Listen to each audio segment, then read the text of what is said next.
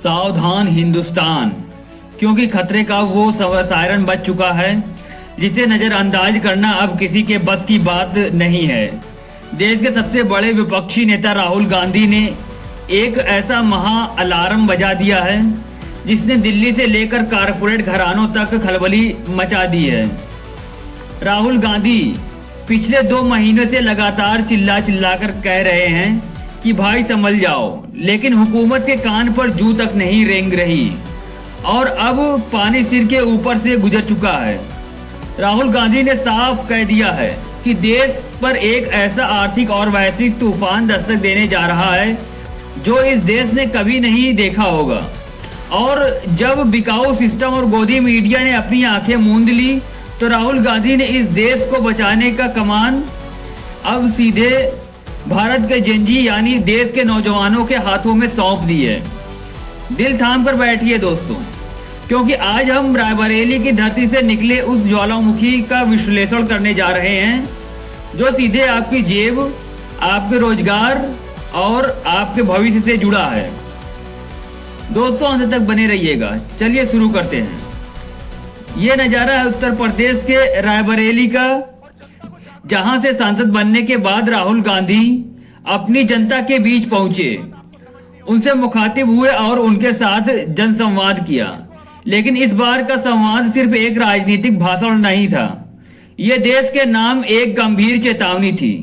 राहुल गांधी ने बिना लाग लपेट के सीधे शब्दों में कहा, मैं हर रोज नरेंद्र मोदी से कह रहा हूं कि देश के किसानों की, मजदूरों की और छोटे व्यापारियों की रक्षा करना शुरू करो, क्योंकि अगर अब कदम नहीं उठाए गए तो इस देश का जबरदस्त और कभी न पूरा होने वाला नुकसान हो जाएगा। लेकिन विडंबना देखिए दोस्तों, राहुल गांधी जब देश के भीतर खतरे की घंटी बजा रहे हैं, सरकार के मंत्रियों को आगाह कर रहे हैं, तो सत्ता में बैठे लोग उन्हें हल्के में ले रहे हैं।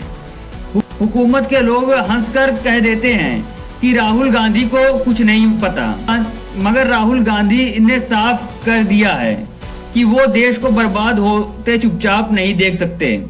राहुल गांधी ने अपने भाषण में एक बेहद संवेदनशील और वैश्विक मुद्दे का हवाला दिया जिसे देश की मुख्यधारा की मीडिया आपसे छुपा रही है। उन्होंने बात की ईरान और अमेरिका के बीच बढ़ते तनाव की। राहुल गांधी ने समझाया कि कैसे हॉर्मुज नाम की उस छोटी सी लेकिन सबसे महत्वपूर्ण समुद्री जगह पर ईरान ने नियंत्रण कड़ा कर दिया है और साफ कह दिया है कि वो तेल के टैंकरों को वहां से गुजरने नहीं देगा। सोचिए दोस्तों, पूरी दुनिया का तेल जहां से आता है, अगर वो रास्ता ही ब्लॉक हो जाए तो क्या होगा? पेट्रोल और डीजल की कीमतें आसमान छूने लगेंगी।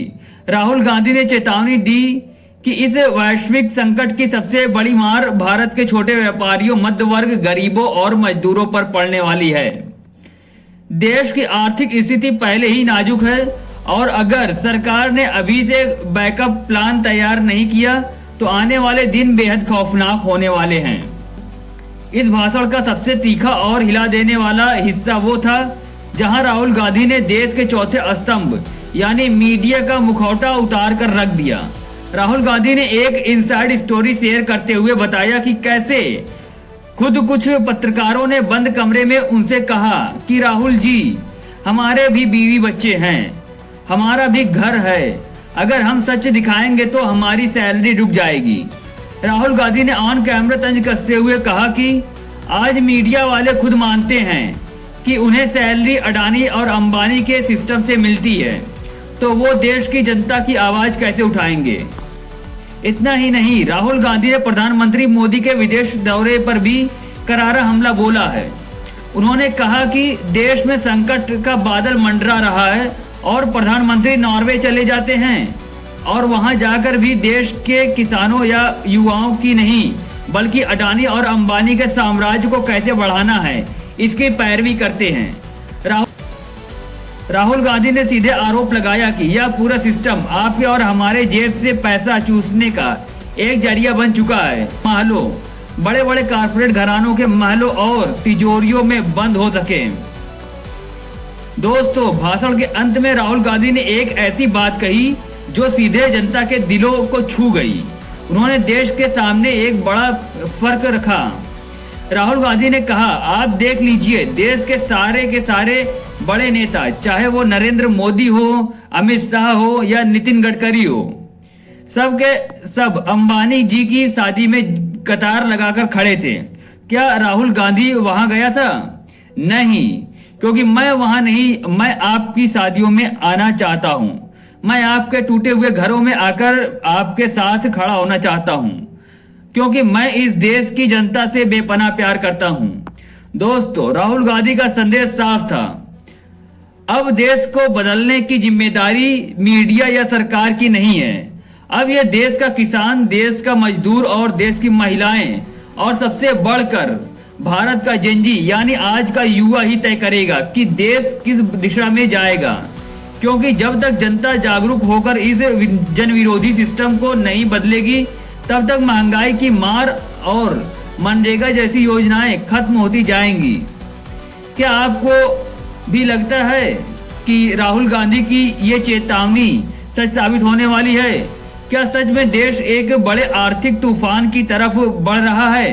अपनी राय कमेंट बॉक्स में जरूर लिखिएगा। वीडियो को ज्यादा से ज्यादा लाइक करें, शेयर करें और हमारे चैनल को सब्सक्राइब करना बिल्कुल भी ना भूलें। मिलते हैं ऐसे ही किसी दूसरे अपडेट में, तब तक के लिए जय हिंद, धन्यवाद, वंदे मातरम।